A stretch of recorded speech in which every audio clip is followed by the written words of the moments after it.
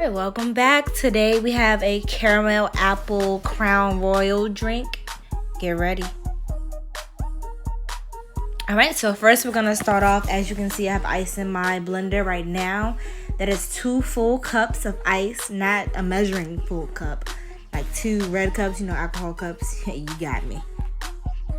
Alright, so next we're gonna add 2 half cups of the refreshed lime juice.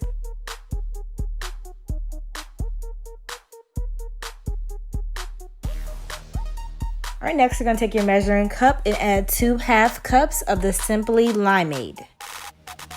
Next, we're going to add a full cap full of our sour apple green Kool-Aid. Of course, your favorite part, the apple Crown Royal. We're going to add 2 half cups of that and blend. It's meant to be like an ice slushy with some cinnamon sugar really and some caramel ice like you would get at Sonic.